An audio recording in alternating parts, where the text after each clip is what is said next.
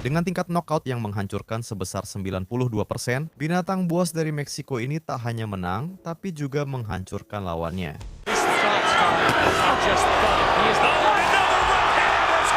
Ini adalah Vergil Ortiz Jr., penghancur Meksiko Amerika tak terkalahkan ini dengan tekanan, pukulan ke badan, dan naluri membunuh, terus menjadikan lawan momen sorotan. Dengan 24 pertarungan, 24 kemenangan, dan 22 knockout, dia telah melibas semua penantangnya. Ini baru dimulai.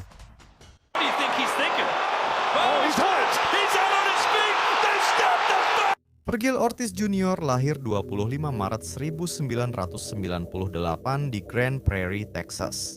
Putra dari Vergil Ortiz Senior dan Mela Reveles, keduanya keturunan Meksiko. Ayahnya berimigrasi ke Amerika Serikat dari Meksiko saat muda dan menjadi ayah tunggal pada usia 17 tahun ketika Vergil Ortiz Jr. lahir. Tapi Ortiz Senior punya rencana. Dia pernah bertinju amatir dan tahu tinju bisa memberi anaknya hidup lebih baik. Saat Vergil Ortiz Jr. berumur 5 tahun, ayahnya membawanya ke sasana tinju Vivero di Dallas. Gym yang melatih juara unifikasi kelas welter Errol Spence Jr. Pengorbanannya berat. Tapi semuanya sepadan. Vergil Ortiz Jr. menjadi juara nasional 7 kali, memenangkan Olimpiade Remaja tahun 2013, meraih rekor amatir luar biasa dengan 140 kemenangan dan hanya 20 kekalahan. Pada Juli 2016 di usia 18 tahun, Vergil Ortiz Jr. menjadi profesional. Saatnya membalas semua pengorbanan ayahnya. Dia akan melakukannya dengan KO demi KO. Pada 30 Juli 2016, Vergil Ortiz Jr. memulai debut profesionalnya melawan Julio Rodas di Fantasy Springs Casino, Indio, California. Banyak petinju bersikap santai di pertarungan profesional pertama, mencoba menjajaki lawan mereka dan merasa nyaman, tapi tidak dengan Vergil Ortiz Jr.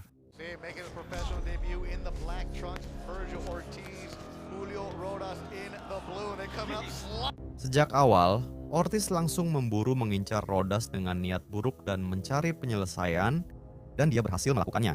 Oh, right hand drops Rodas. A huge right hand from the 18-year-old Vergil Ortiz early on in his pro debut.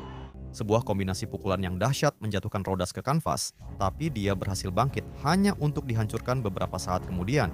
Wasit menghentikan pertarungan.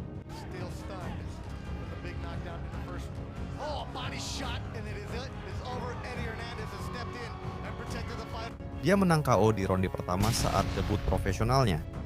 Rencananya sudah jelas, dan Meksiko menemukan mesin KO terbaru. Kurang dari 2 bulan kemudian, Ortiz naik ring di AT&T Stadium, Arlington, Texas, menghadapi Ernesto Hernandez. Hernandez tak punya peluang.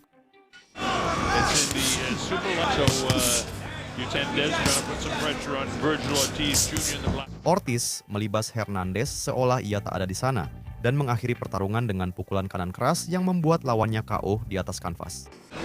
Hernandez, as I mentioned, is 1-3 with perfect right hand, end of. Pertarungan ini hanya berlangsung 40 detik, 2 laga, 2 KO di ronde pertama. Sang penghancur dari Texas menegaskan pesannya, dunia tinju mulai meliriknya. Pada 16 Desember 2016 di Fantasy Springs Resort Casino, Ortiz melawan Nestor Garcia. Dan, seperti 2 lawan terakhirnya, Garcia belajar dengan cara yang sulit. Apa yang terjadi saat kamu melawan Vergil Ortiz Jr. di ring? High school, missed a lot of school big national tournaments, still an honor splitting time between Indio and Joel Diaz management group. I guess you call him a boxing defensive posture. Does a nice job of blocking and deflecting. Does a lot of catch and countering it. Ortiz. A lot of people watching back home in the Dallas area. Upstairs, good comp. Ortiz kembali menghancurkan lawannya di ronde pertama dengan pukulan bertenaga brutal yang membuat Garcia terlentang setelah banyak pukulan berat. His opponent is Ortiz. You see the eyes, and there he goes down. And that was a jab that stiff caught. One, huh? Right, it caught. 3 pertarungan, 3 knockout di ronde pertama. Lawan lain, akhir yang brutal lagi, Polanya mulai jelas, bertarung lawan Vergil Ortiz Jr. Artinya keluar dengan tanduk. Pada 5 Mei 2017 Ortiz tampil di panggung besar di MGM Grand Garden Arena, Las Vegas, Nevada, melawan Angel Sariñana Rodriguez. Ortiz membuktikan bisa tampil saat paling menentukan. Ortiz can get a first round knockout. All first round knockouts. Yeah, that's what we're talking about here. Sariñana has been knocked out 3 times. Oh, big right. And it might to get neighbor. Really. It is heard of, but it's unheard of often. And to very bad opponents, you know, and perhaps a bit of both. But, you know, look at it. Sometimes a young fighter can fall in love with his own power. The heart, the desire to come in here and give an honest. Dia mendominasi dari awal hingga akhir, menjatuhkan Rodriguez dengan kombinasi dan pukulan tubuh brutal, hingga wasit menghentikan laga karena TKO. Oh, big uppercut. There it is. Expecting and Sariñana gets up. And just when I said what I said. Too much time left here. Got a good referee here. 4 knockout dalam 4 laga membuat rekornya terbukti nyata. Ortiz siap naik ke level berikutnya. Pada 16 September 2017 segalanya berubah. Ortiz dijadwalkan bertarung di laga pendukung Canelo Alvarez versus Gennady Golovkin yang pertama di T-Mobile Arena, Las Vegas. Itu panggung terpenting di dunia tinju. 20.000 penggemar, dengan sorotan dunia, Ortiz harus membuktikan kelayakannya. Melawan Cesar Valenzuela yang punya 7 kemenangan dari 8 pertarungan. Taruhannya tidak bisa lebih penting dari ini. California, Coachella Valley, that's where world champion Timothy Bradley was with him. Now when he sees him, he came from a fighting family himself. Brother Tonio also in the corner. He's one of those amateurs who's better suited for the professional ranks. The manner in which he fights, but his mentality, you can tell he wants to whack guys at it. I want to come back here and make something sensational happen. No, slip. Get up. Ortiz has landed a few shots high on the head of Valenzuela, and that can Ortiz tampil sempurna selama 2 ronde. Menjatuhkan Valenzuela dengan presisi dan kekuatan. Lalu melancarkan kombinasi dahsyat hingga wasit menghentikan pertarungan.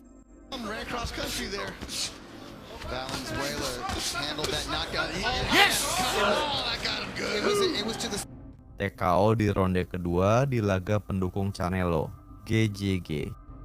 Vergil Ortiz Jr. baru dikenal di dunia tinju dan tak bisa mundur lagi. 1 tahun kemudian, Ortiz kembali ke Las Vegas untuk pertarungan Canelo versus GJG 2. Panggung megah yang sama, tekanan besar yang sama. Kali ini, dia siap mempertegas potensinya dan di depannya ada veteran Roberto Ortiz. Namun Vergil membuktikan pada dunia bahwa ia jauh di atas rivalnya. At a Torreon, Mexico. That's the nickname they have. 2-time junior lightweight title holder, Juan Carlos Salgado. Robert Garcia, and he attacks, barring who's who in that camp. Also had 4 body shots. Garcia's got him really working a hard jab. Di ronde kedua, Ortiz menjatuhkan Roberto dengan pukulan kanan kuat. Dia bangkit, masih kesakitan dan terhuyung. Got into the weigh-in, and now goes Ortiz. Beautiful short right hand.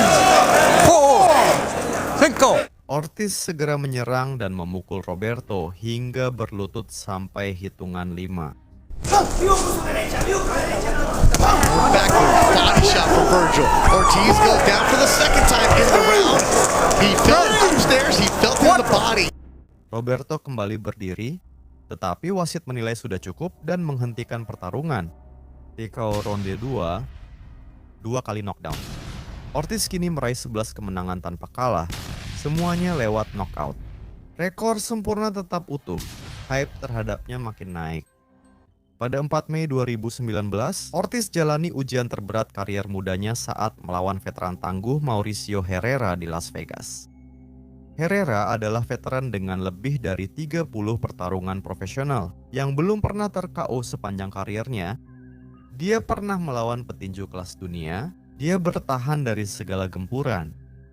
Ini seharusnya jadi pertarungan yang membuat Ortiz bertarung hingga ronde terakhir. Tapi Herrera akan segera belajar pelajaran yang menyakitkan. I just watched on TV. He goes, once my dream was smashed in 2014, he goes, but I still want to beat every so far in his career, just come in and march through people. He's an impressive young man, inside and outside the ring. He said, Now he called it a huge honor. He said it's crazy. Wonder how much he has left. Herrera thought he got hit in the back of the head. Ortiz mendominasi sejak awal, melepaskan pukulan-pukulan keras yang membuat Herrera kesulitan. Pada akhir ronde kedua, Ortiz melukai dia dengan pukulan kanan, membuat Herrera langsung bertahan. I don't see him questioning himself yet, but he's not getting run out. in the early rounds, they'll just be up. Dimensions, different answers, and Herrera can force you to another. Keeps bending down to his right. I can see Ortiz catching him behind the ear with a just like that, Brian. Now Herrera is hurt. He's never been stopped. Struggling, trying to stay on his feet. Down he goes at the bell. Di ronde ketiga, Ortiz melihat kesempatannya. Dia mengatur waktu dengan tepat lalu melancarkan pukulan kanan kuat yang menjatuhkan veteran itu ke kanvas pada detik ke-29 ronde. Missed and a right hand landed. Another right hand. Herrera's out. Herrera's out. Wasit segera menghentikan pertarungan. Mauricio Herrera, veteran tangguh yang tak pernah kalah KO sepanjang karirnya, terkapar tak sadarkan diri di kanvas. Knockout ronde 3. 13-0 dengan 13 knockout.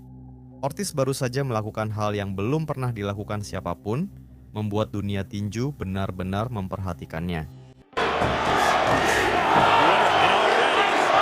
Ortiz trying to get Hooker out of his comfort zone. He should stay behind that jab, but that's easier said than done when it comes to a freight train.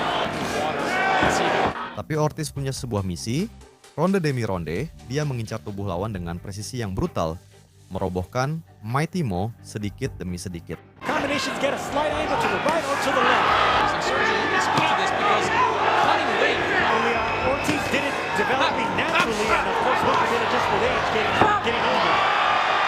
Maybe he spelled Ortiz Jr.'s power and is not impressed. Pada ronde ke-6, Ortiz menghantam tubuh lawan lalu pukulan kanan membuat Hooker terjatuh ke kanvas untuk pertama kalinya. Ortiz thinks he's got it. Back against the ropes. Hooker sempat bangkit, namun tubuhnya menyerah di ronde ke-7. Di detik ke-36 ronde itu, Hooker cedera tangan dan pertandingan dihentikan. Vergil Ortiz Jr. menang TKO di ronde ke-7. Ia menjadi juara 2 sabuk dengan rekor sempurna 17 kali menang tanpa kalah dengan 17 kemenangan knockout. Seniman knockout itu baru mengalahkan mantan juara dunia di kandangnya. Tak seorang pun di divisi ingin melawannya. Pada 14 Agustus 2021 Ortiz menghadapi ujian terberatnya hingga kini. Sang penghancur dari Lituania, Egidijus Mean Machine Kavaliauskas di Ford Center, Frisco, Texas.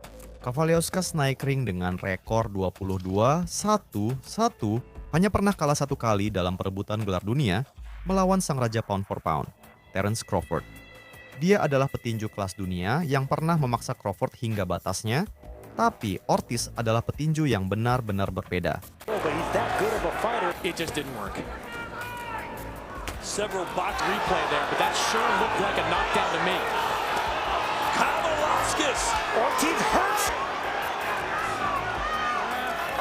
Thinking in there behind the jab, he's not as aggressive. Oh, a big counter right hand by Mean Machine again. And if this fight goes to... Di ronde kedua, tampaknya akan terjadi hal tak terduga. Kavaliauskas menghantam Ortiz dengan pukulan keras hingga juara muda itu goyah. Some trouble time.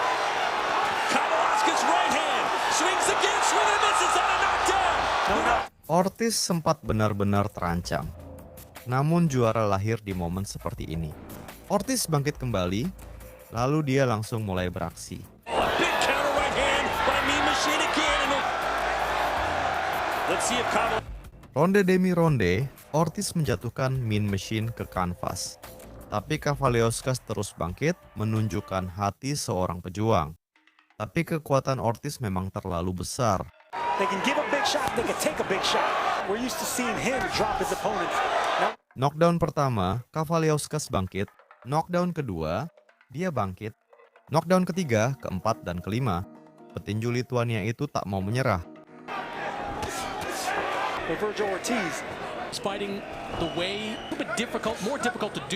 Namun pada ronde ke-8, setelah terjatuh 5 kali, wasit akhirnya menghentikan pertarungan. Ortiz looking to land one more big power punch to erase Kavaliauskas once and for all, and he's done it! TKO di ronde ke-8, 5 knockdown. Ini pertarungan terpanjang Ortiz sejauh ini. Dia baru saja melewati masa sulit dan mengalahkan salah satu penantang terberat di divisi. 18-0 dengan 18 knockout. Rekor sempurna tetap utuh, gelar juara dunia sudah di depan mata. Setelah 17 bulan absen dari ring karena rhabdomyolysis, penyakit serius yang menyebabkan kerusakan otot dan gagal ginjal, dunia tinju bertanya-tanya soal Vergil Ortiz Jr. Apakah dia akan kembali seperti dulu? Pada 6 Januari 2024 dia kembali. Dia naik ke kelas super welter dengan berat 154 pon melawan Frederick Lawson. Para peragu mulai bersuara karena ia terlalu lama vakum dan masalah kesehatannya berat. Banyak yang percaya dia mungkin kehilangan kekuatannya.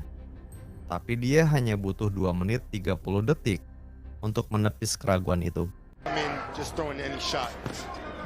There from Ortiz. Just throw hard stuff at the guard. Ortiz is the type of fighter he's going to take anything you give him. Ortiz segera menyerang Lawson, melancarkan serangan keras hingga terjadi penghentian kontroversial di ronde pertama. Buckle Lawson. That jab hurt Lawson. Here comes Ortiz. Ortiz. He's already warmed up. He is cranking these hooks on the inside. Penonton mencemuh wasit karena merasa Lawson seharusnya bisa lanjut. Tetapi pesannya sudah jelas, Vergil Ortiz Jr. kembali dengan kekuatan utuh, bahkan lebih berbahaya. TKO ronde pertama, 20-0 dengan 20 knockout. Jeda itu tak relevan, dia sudah melewati masalah kesehatan dan sang penghancur telah kembali. Pada 8 November 2025, Vergil Ortiz Jr. membela gelar interim kelas super welter WBC-nya melawan salah satu petinju paling ditakuti di dunia tinju, Erickson the Hammer Lubin di Dickies Arena, Fort Worth, Texas. Lubin masuk ring dengan rekor 27 kemenangan dan 2 kekalahan. Ia hanya kalah dari juara dunia Jermell Charlo dan Sebastian Fundora. Dia sedang dalam tren 3 kemenangan beruntun dan punya pukulan KO yang membuat banyak lawan tumbang sepanjang karirnya. Ini seharusnya menjadi ujian terberat bagi Ortiz, pertarungan yang seimbang. Ini seharusnya jadi pertarungan penentu legasi Ortiz, tapi sama sekali tidak seimbang. Middle of the ring, and even though he's known as the Hammer clockwise, I know a lot of fans won't both styles against Vergil Ortiz tonight. And Vergil Ortiz looks like the bigger man in the ring, but this is big. nice right to the body. Sejak awal Ortiz langsung dominan. Dia melancarkan pukulan tepat dan kuat, serangan brutal ke tubuh, serta kombinasi yang langsung membuat The Hammer mundur. With both fighters yesterday, we asked them what their strength. Start the onslaught, but take your time. Lubin, who seems to be content leaning against the ropes. And there's that left hook that I was talking about, Vergil. Lubin mencoba menyerang balik, tapi Ortiz jelas di level berbeda. Ronde kedua dimulai lalu badai pun mengamuk.